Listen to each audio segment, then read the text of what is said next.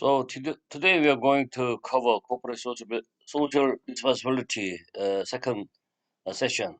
Okay, so uh, there's a concept of CSV. CSV is creating shared value, and it was asserted by Michael Porter and Mark Kramer of the Harvard University. And we are going to cover this paper later, maybe 2 weeks later. And in this paper, there's a new insight of CSR. So until now, we were actually following the social activist group assertion, their definition of the corporate social responsibility. But over the control of the CSR agenda, we can find some tensions between the social activist group and the corporation. Okay, so one is offensive camp, and the other is a defensive camp. Offensive camp is, of course, obviously run by social activists, and the defensive camp is represented by some conservative scholars like Milton Friedman, or here I think these two scholars, Porter and Kramer, must be working as Milton Friedman. Okay, so they are representing the interest of the corporation, I think. So anyhow, it is very useful for us to see the same fact from two other different angles. So in case of CSR, we have already covered the social activist group's view, but now here we I think it's very good to listen to the other camp, the defensive camp of the corporation. So uh, in CSV paper, they were talking CSR from somewhat different perspective. Okay? So uh, they say there are four prevailing justifications for CSR.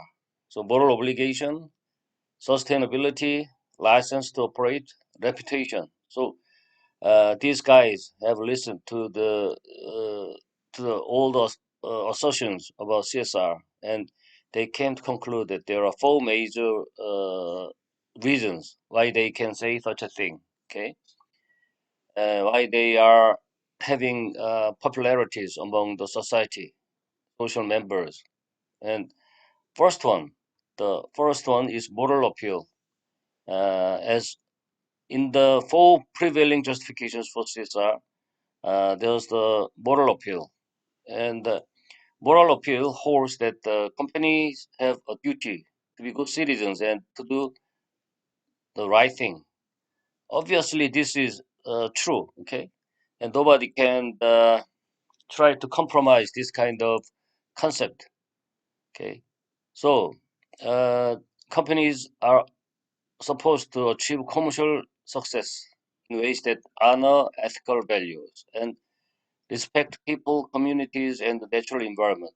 So, who can say no to this kind of proposition? This is a self-right, self-evident statement. Okay, but when these rules or principles apply to the real economic view scene, there are many problems actually. So the rationale is good, but how to perform this kind of human humane principles. Okay, uh, so so they are talking about reality. So they say most corporate social choices involve balancing competing values, interests, and costs.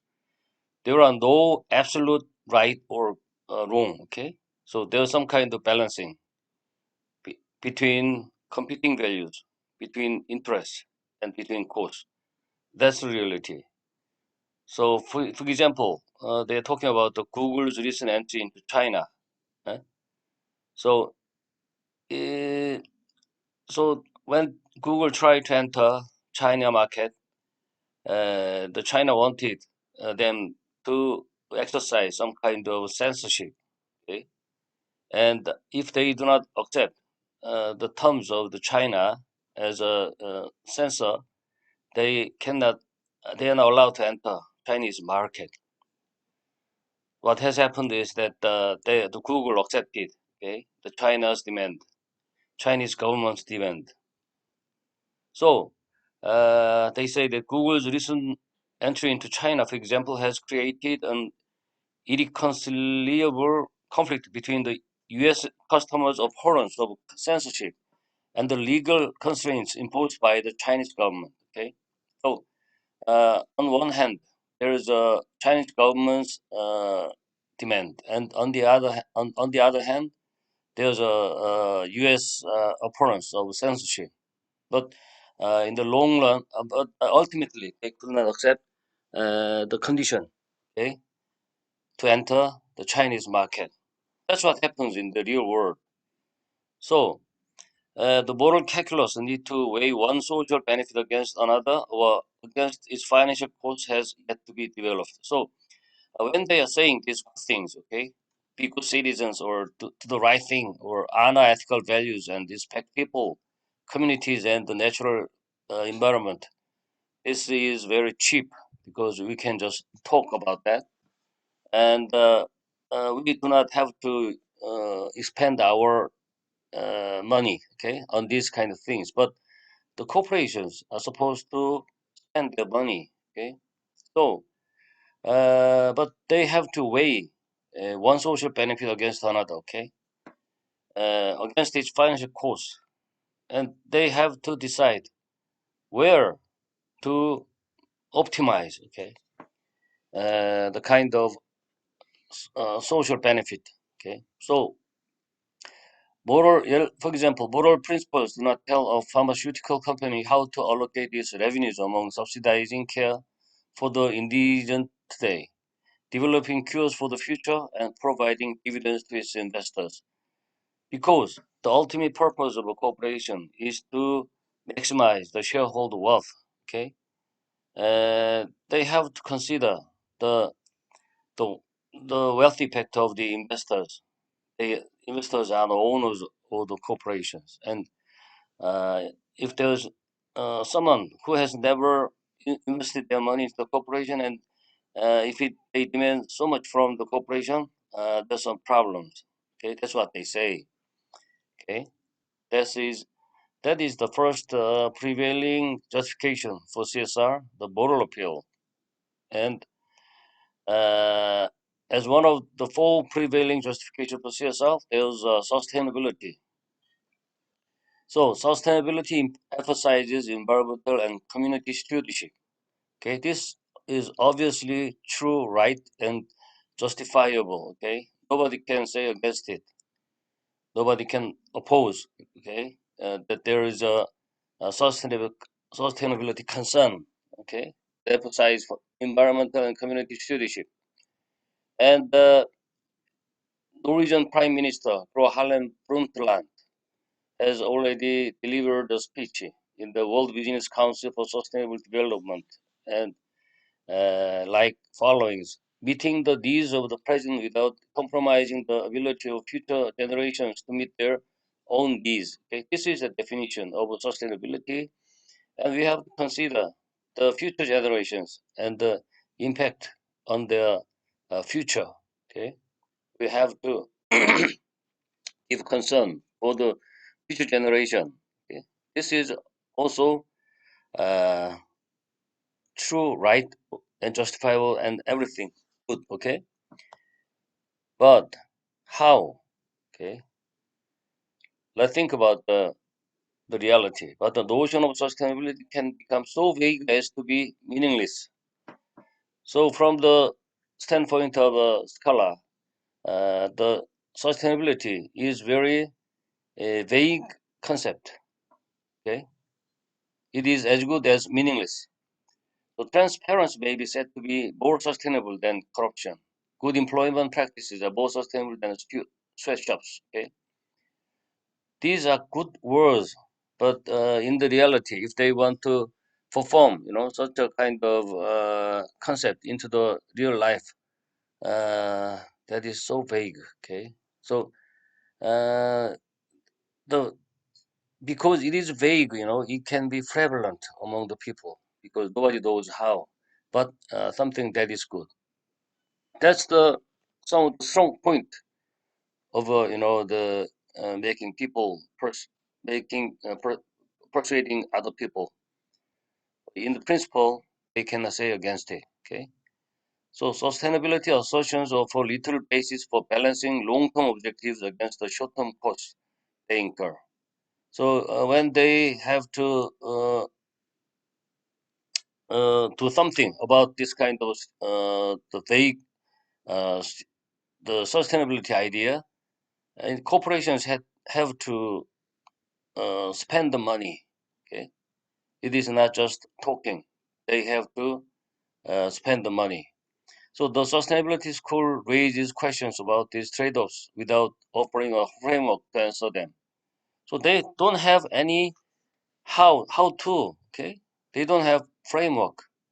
And from the standpoint of corporations, the the reality is that they have to make a decision between trade-offs, the real trade-offs that that is incurring costs.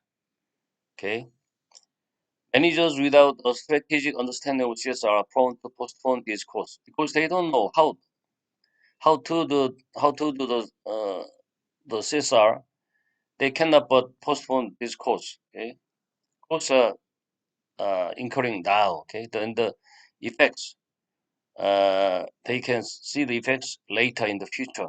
Okay, and they cannot understand causal the cause and the result effect in the long future, the long time after. Okay, which can lead to far greater costs when the company is later judged to have violated its social obligation. So from the standpoint of CEO, he is supposed to emphasize focusing on the current earnings per share, okay, for the coming year. But the side effects of the unsustainable activities will be realized in the long time later, okay, in the future. So there's some kind of mismatch of the period, okay. So if they want to talk about sustainability, they have to give them some kind of concept, okay, some kind of uh, uh, the actual, real, okay, decision making process, okay. So they cannot but postpone this kind of course. Okay? This is the sustainability concern, okay, in reality, and uh, the notion of license to operate, okay. This is one of the four prevailing justifications for CSR. And in the notion of license to operate, they say that every company needs tacit or explicit permission from governments, communities, and numerous other stakeholders to do business. So they are very active, to assert that uh, these stakeholders gave the company uh, some kind of tacit or explicit permission. Okay, so this is very strong statement. So they are allowed to do the business under the permission from the stakeholders, okay, not from the shareholders. Okay. Anyhow, this is also an understandable statement. Okay. Uh, we uh, this is obvious. Okay. Obviously, we have to work on the welfare, under the consideration of welfare to the stakeholders. But okay, this is good to hear. But companies see the primary control of the CSR agenda to outsiders. These days, outsiders, those social activist groups, are commanding the control of the CSR agendas. So they are pulling the corporations, okay, uh, wherever they want to go, okay. But the corporations often find that it's very difficult to uh, follow in reality, okay. So stakeholders' views are obviously important. This is obviously important, but these groups can never fully understand the corporation's capabilities, competitive positioning, or the trade-offs we must make. Nor does the vehemence of a stakeholder group necessarily signify the importance of the issue, okay? Either to the company or to the world. A firm that views CSR as a way to placate pressure groups. So these social activist groups are actually pressure groups to the corporation. Okay, sometimes they have some kind of uh, uh, financial or monetary agenda actually inside, and often finds that its approach to devolves into a series of short-term defensive reactions.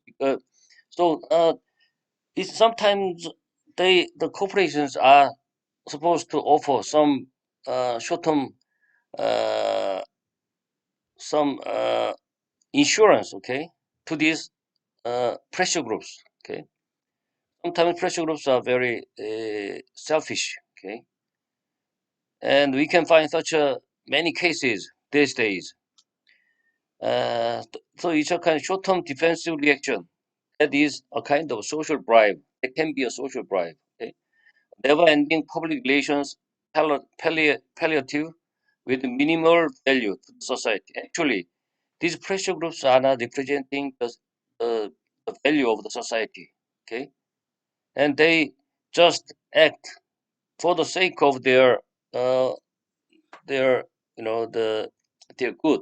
Okay, and there's no strategic benefit for the business. They are spending money at just a kind of bribe, and uh, and this in this situation, only the pressure groups are uh, gaining the good effect. Okay, so they are asking whether this is good. Okay, and reputation. And reputation is the first prevailing justification for CSR from these scholars. And CSR initiatives will improve a company's image, strengthen its brand, enliven morale, and even raise the value of its stock. So they are trying to prove that the good man pays. Okay, the good act pays. Okay, this is very pragmatic pressure against the corporation. You can make money by doing good. Okay, this is the rationale behind it. Okay, but okay, this rationale once again discuss confusing public relations with the social and business results. So is there any business results for this?